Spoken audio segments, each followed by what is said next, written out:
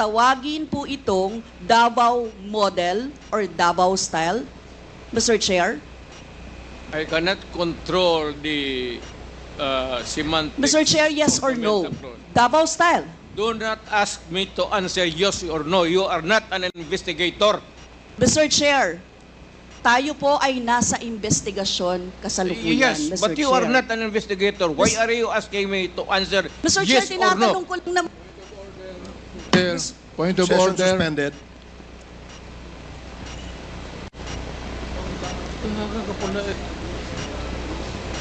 Point of order, Mr. Chair.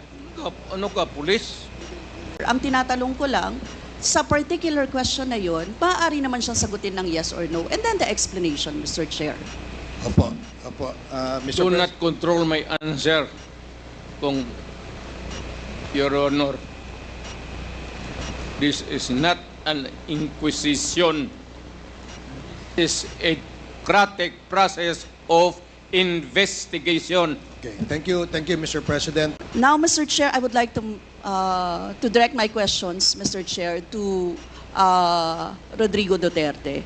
Mr. Chair, noong October 28, sinabi ni dating Pangulong Duterte, under oath, sa harap ng Senado, and I quote, I and I alone take full legal responsibility sa lahat na nagawa ng mga pulis. Pursuant to my order, ako ang managot. At ako ang makulong, wag yung pulis na sumunod sa order ko. Ang tanong natin, Mr. Chair, the families of innocent extrajudicial killing victims are present. Yun po yung pinagsalita nyo kanina.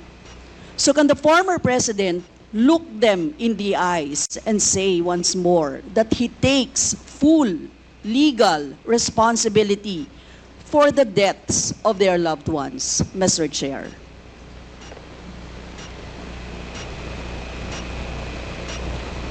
Mr. President, can you, What's the question?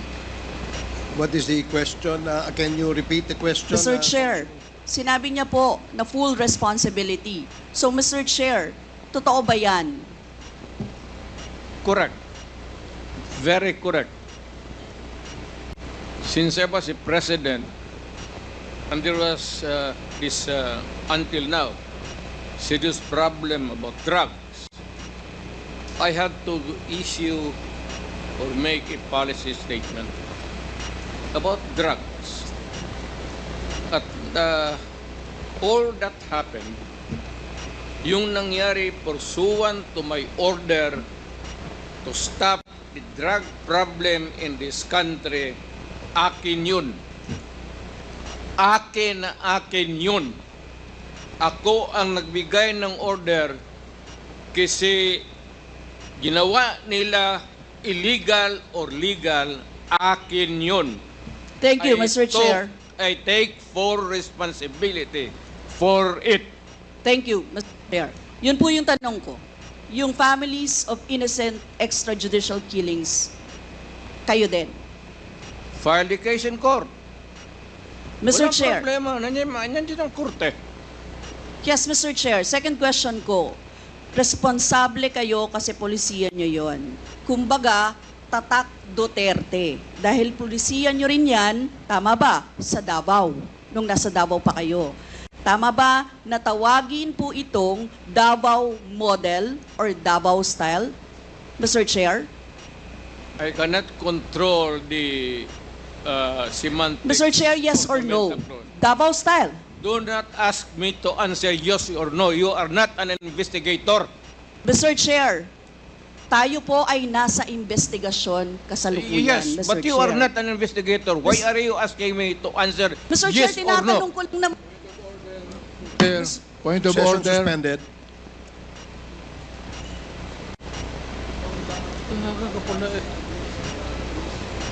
Point of order, Mr. Chair. Ano ka, pulis? Point of order, Mr. Chair. The session is suspended for the meantime, so please, let's take time to calm things down, okay? Para ho maayos ang ating hearing sa ngayon.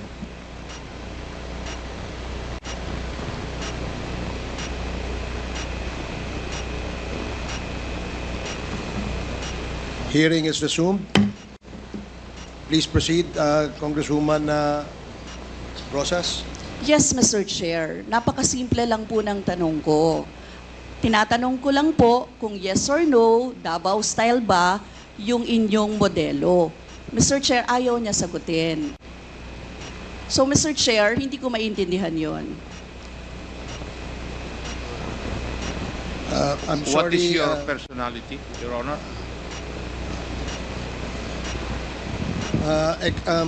If I may, Secretary Bello, we normally, the committee does not allow the counsel of the witness to speak because the role of the counsel is limited only to counseling his client on his rights. Hanggang doon lamang po. But we cannot ask you to answer any questions that will be asked by any of the members. And that is what Thank you, is in Your the Honor. rules. Thank you, Your Honor. Actually, I'm not answering the question of Congresswoman Rosas, Your Honor. My point is, Your Honor, to allow the resource person to finish his answer. Okay, we will do that. Thank you, Attorney Bello. Thank you, Your Honor. Thank you. Congressman Brosas,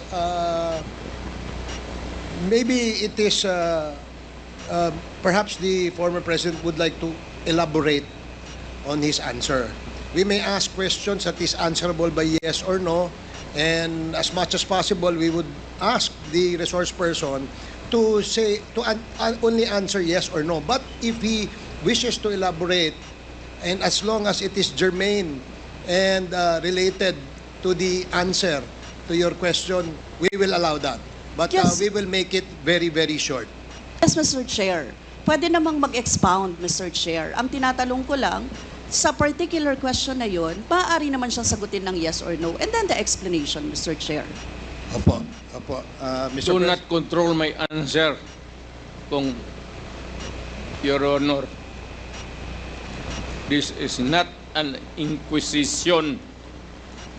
This is a democratic process of investigation. Okay, thank you, Mr. President. Sana po, if there are questions that will be propounded by the members, hopefully, medyo, kung gusto po natin mag-elaborate, we will allow that, provided that kung maaari po sanang iksian lamang po natin nang sa ganun, malinaw. And for the members who wish to ask questions that are answerable by yes or no, please make the questions very clear para ho masagot po ng yes or no, Your Honors. So I hope para ho maayos yung ating patakbo ng ating hearing sa ngayon. So please proceed, Congresswoman Brosas.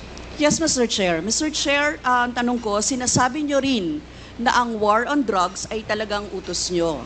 Diba? Pag sinabing war on drugs, Duterte yan. Sa inyo na nadikit yan. Unless, eto po, tanong na pwede nyo i-expound. May iba kayong gustong itawag doon?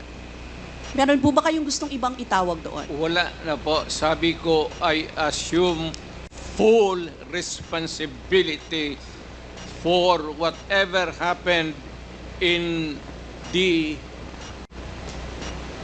actions taken by the law enforcement agencies of this country to stop the drugs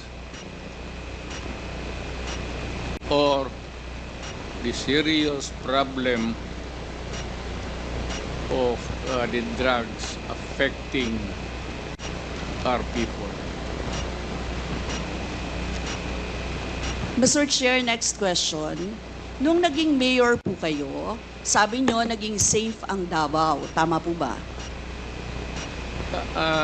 That would be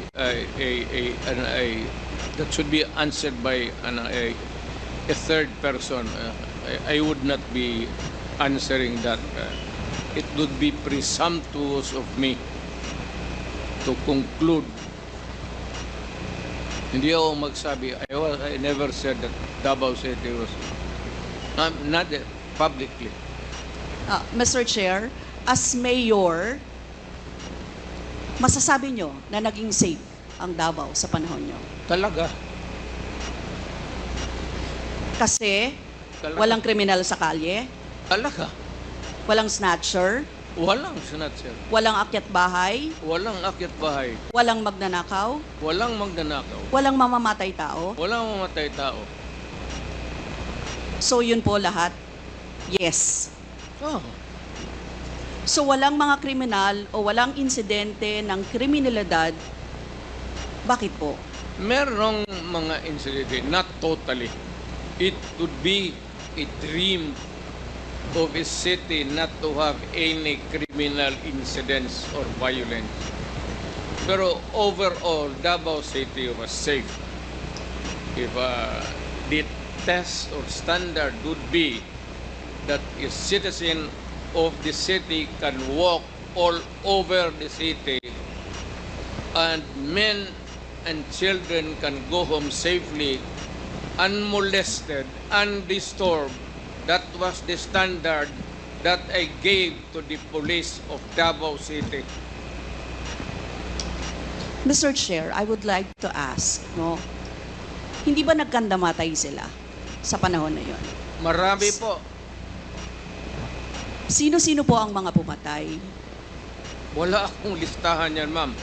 We have to go to the tawag nito. Hindi ko bit-bit. Ang bit-bit ko lang ho yung hindi. Mr. Chair, I would like to ask again, no? Sa inyo po na karanasan, kayo mismo ba pumatay? Ako? Marami. Mga 6 o 7. So Ewan what- ko kung natuluyan yung hindi ko na follow up sa ospital kung natuluyan. Quote ko lang, ipaalala ko ulit, Mr. Chair, kasi mula din ito sa Senate hearings, ano? I-quote ko lang po kayo, in Davao, I used to do it personally, just to show to the guys that if I can do it, why can't you? Correct. Sinabi niyo po yan sa mga business leaders sa meeting sa Manila. At kung paano niyo ginode ang mga police officers to gun down suspects. Tama po ba? Yes, if they present a violent resistance, that's the only thing there. You can kill the criminal if you are personally in danger of losing your life too. Ito But ba, hindi mo pwedeng patayin yung kriminal nakahandcuff o nakatali. Hindi trabaho ng lalaki yan. ito pong second, Mr. Chair, na quote, kayo rin ito. And I'd go around in Davao with a motorcycle, with a big bike around, and I would just patrol the streets looking for trouble also. Manila Times po ito. I was really looking for a confrontation so I could kill. Sinabi niyo po ito. Yes. Nagdadasal po ako na nagmumumtor ako na may mag-hold upper dyan. At kung maabot na kita, talagang patayin kita. At kung basta kriminal ka, wala akong pasensya sa kriminal. Pagka lumaban, patayan. So, Mr. Chair, kanina po kasi sinabi ni Duterte na he takes full legal responsibility. Yes. Siya ang mananagot at Yes. makukulong sa ginawa ng mga kapulisan. Yes. Kung sa inyo po ang policy, inaako nyo rin ang accomplishment nito. Yung lahat po, kasi kung naaalala ko sa war on drugs, yung mga accomplishment, may nahuli, nagbebenta, gumagamit, gumagawa ng droga. Lahat yan. Ma'am, if you are the city executive or mayor, lahat ng utos mo na ginawa ng pulis and all the consequences, sagot ko yan.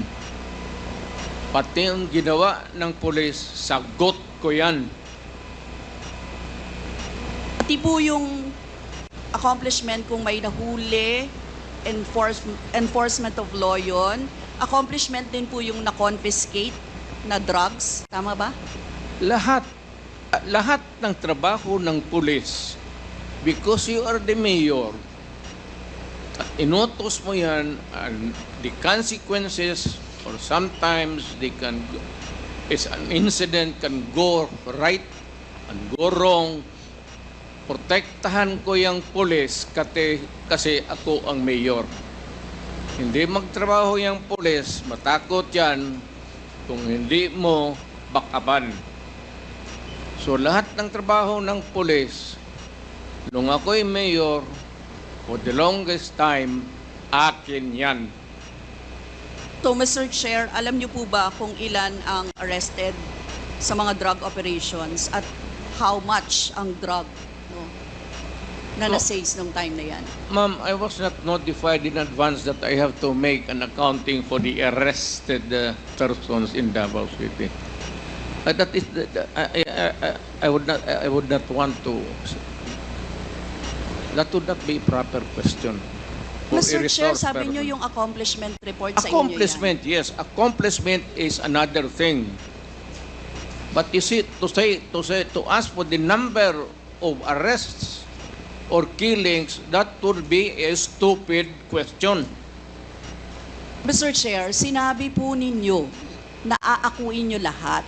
Eh di syempre may accounting din kayo, Mr. Chair. At kabisado nyo, kahit nga kabisado ninyo kung ilan ang hinuli, ilan ang pinatay, ilan. Dapat may accounting kayo, Mr. Chair. And I believe, Mr. Chair, noong 2017, correct me if I'm wrong, may President's Accomplishment Report kayo, Yes, ma'am. Mr. Chair. Tanungin kita, where were you the other day at 4 o'clock in the afternoon? Point of order, Mr. Chair. Yan nga sinabi ko. Yes, may I remind our resource person, Mr. President, maaari po ay wag po, iwasan po natin magtanong sa ating po mga membro. Please answer the questions lamang po at refrain from asking questions to the members of Congress. Yan po ang nakasaad sa ating rules. Please continue, Congresswoman Brosas. Thank you, Mr. Chair. I'm sure alam po yan no, ng former President kasi siya ay naging miyembro din ng Kongreso, Mr. Chair. Yes. Yes, Mr. Chair, 2017 President Accomplishment Report meron, sinabi nyo rin naman. Ngayon, Mr. Chair, kung ganon, handang mag-cooperate ba ang dating Pangulo sa lahat ng investigations na gagawin, Mr. Chair? All investigations. What do you mean by lahat? How many investigations do you think that I have to participate? Point of order again, Mr. Chair. That's a 1 minute suspension. walang